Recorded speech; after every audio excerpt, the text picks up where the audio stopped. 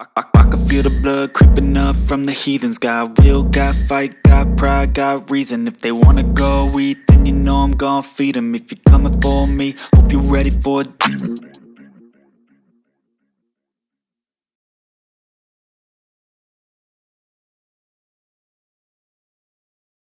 Week 4 is in the books. And, well, yeah. At least your boys got married. All right, let's go ahead and break it down and get right into it. All right, so John was going against Brett English, and Brett English brought the pain. 165.15 points against John's 89.56. John did have Patrick Mahomes come out, 23.36 points. Aaron Jones, 17 points. However, Amari Cooper left that 1.4 sitting there. Waddle didn't show up. Waddle really didn't show up. As we know, Tua went out. We'll get back to that later. Over there for Brett English, he had just fire spitting. He had Rashad Penny, 33.20. Let's go Hawks. Mike Evans, 30.3. And even Herbert came out there, broken rib cartilage and everything, 24.1 points. Congratulations to Brett English, moving up those boards right there, taking down John Killinger. Really was a pretty dramatic fashion, but did not see that one coming. But congrats to Brett. Devontae List, 127.62 over Kang Bangnam Style, formerly the Heeshees. Gabe got 115.76. Jalen Hurts, only 14.96 points. Very unusual showing, but of course, they just had the ground game going for the Eagles. Derrick Henry did show up, though, 26.2 points. However, he did have a crappy showing by Javonte Williams, who ended up getting hurt, torn ACL, out for the season. But hey, Eagles defense, 23 points. That was pretty good, but still was not good enough to hold off Christian's Devontae-less team. Jacobs came out 36 points against the Denver Broncos. It was ridiculous. He had Justin Jefferson put up over 30 points against the New Orleans Saints, and then Derek Carr measly 11.52. But those two players really put him over the edge, and everybody else just getting the average of about 9 points. I gave him that 127. Hey, it was enough for the win. So congratulations, Christian, for that win over the formerly known as Heeshees team.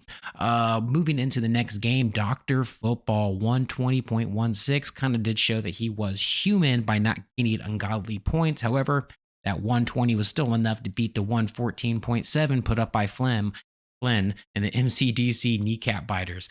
Flynn got 27.4 points from Brady.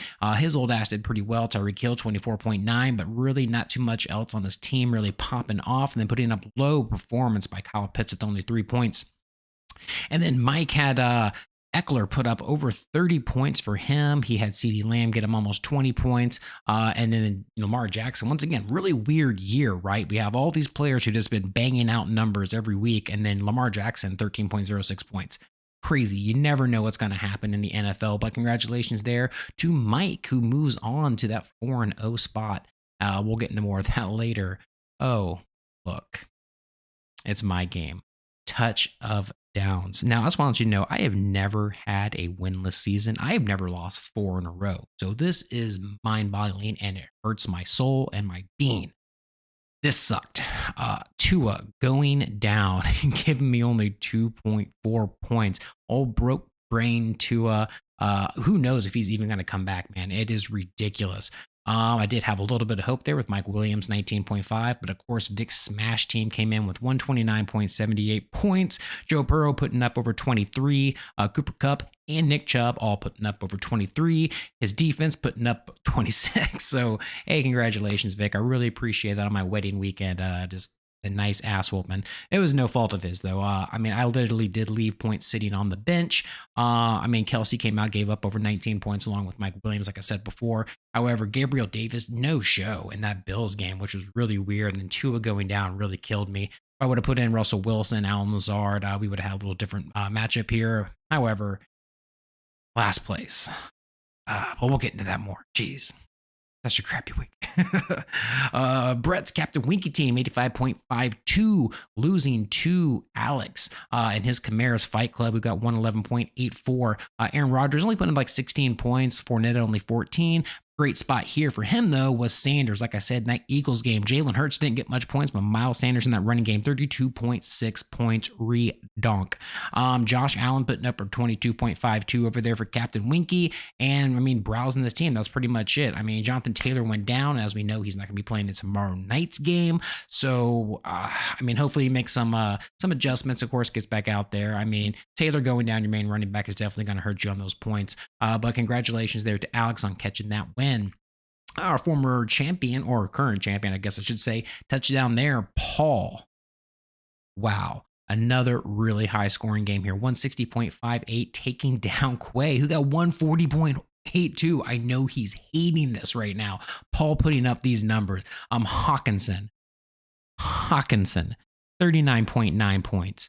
Higgins, 28.9 points. Saquon Barkley, 21.2. Kyler Murray, 21.88. Paul's team is on fire. Quay. Crap, dude. I mean, he had Deebo Samuels putting up over 27. Clyde Edwards-Helaire putting up almost 22 points. Kirk Cousins really kind of shit the bed, 12.92. Patterson getting hurt, going to be out for about 4 or 5 weeks, going on IR, 9.8. And Devontae Adams getting 19. I mean, 140 would beat pretty much anybody else in the league except for one other person. However, you're going against Paul, and Paul ain't messing around. All right, let's go ahead and look at some of our accolades for the week. I guess we'll go ahead and start off with Paul, his high scoring bench. He had Jamal Williams sitting on the bench with 30.4 points. Touchdown there. Once again, Paul, highest scoring bench. He had Jamal Williams. He had Unreal Combination was the first one, which is Hawkinson and T. Higgins with 68.8 points. Then he also left Jamal Williams sitting on the bench. Can you imagine if he would have had that in the game? He'd been sitting at like 190 almost. Jesus Christ, Paul. Touch of downs, poor coaching decisions. Who would have thunk? I did leave 62.38 points sitting on my bench.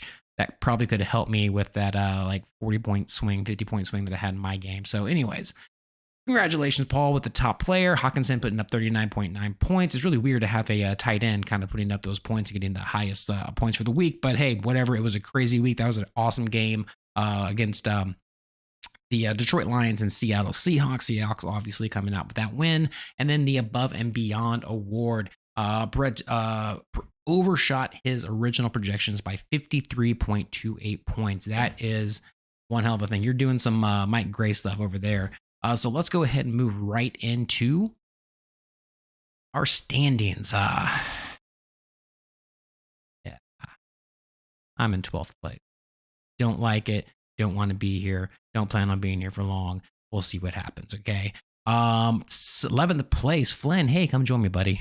Okay, hit me in the kneecap biter sitting at 11th place. We got Captain Winky in 10th. We got Brett English sitting at 9th place and Alex sitting at 8th. We got Quay coming in at 7th place this week and John dropping to 6th. What a fall from grace. Oh, man. We got Bangnam Style, formerly the He She's. Gabe sitting up at 5th place. Paul making his way back up to that championship bracket in 4th place. Devontae Christian also moving his way up, getting into 3rd place. And then Vic still sitting in 2nd place for the 3rd week in a row. And Mike Grace, Dr. Football, right there. Now, take a good look at those points for 532.82 for Mike Grace and 523.96 for Vic.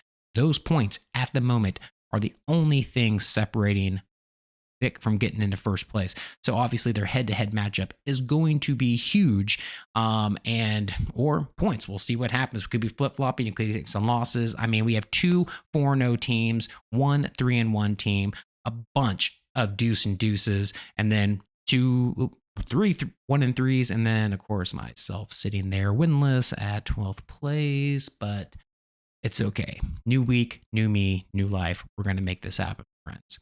All right, let's get right into the next section, which is going to be a preview at week 5. All right, so John is going against Flynn. John is currently projected 102.8 and Flynn is projected 104.61. There should be a very good matchup between these two. I know that Flynn's going to try to get it at 11th place and John is trying to not fall into the bottom half of the league. Next is going to be the Touch of Downs at 107.65 going against Quay's 105.36. I am not even listening to projections anymore. It's anybody's game. You never know what's going to happen. let's hope your boy gets a win. That's what we need. Okay. Let's hope your boy gets a win. We got Brett English going against Alex. Brett is currently projected 107.97 against Alex 104.18. We got Paul, our reigning champion, going against Brett Talley, Captain Winky. Right now, Paul's projected 112.83 and Brett only 85.9. I think we need to check that lineup and make sure you get some bangers in, and let's bring Paul back to earth. Vic is going against Gabe at the moment. Vic is projected 111.39 and Gabe is projected 92.43. Once again, let's look at our lineups and make sure we're getting something in, because Gabe, I know you got your Halloween weekend, your Halloween Horror Nights going on this weekend. Make sure your head's in the game. All right. And then Dr. Football projected 110.28 going against Christian and his Devontae List team at 108.9. This is going to be a very interesting week. Obviously, we got tomorrow kicking off with Indianapolis Colts going against the Denver Broncos for Thursday Night Football. Who knows what's going to happen? I know we had to get out there on waivers. We lost Cordero Patterson. We lost Javonte Williams. We got a couple other people all banged up and everything. I mean, hell, we don't even know if Russell Wilson is going to play tomorrow because he's fighting through a shoulder injury. So make sure you're keeping an eye on all your players, and best of luck. As always, house rules. Coming for me, hope you're ready for a demon.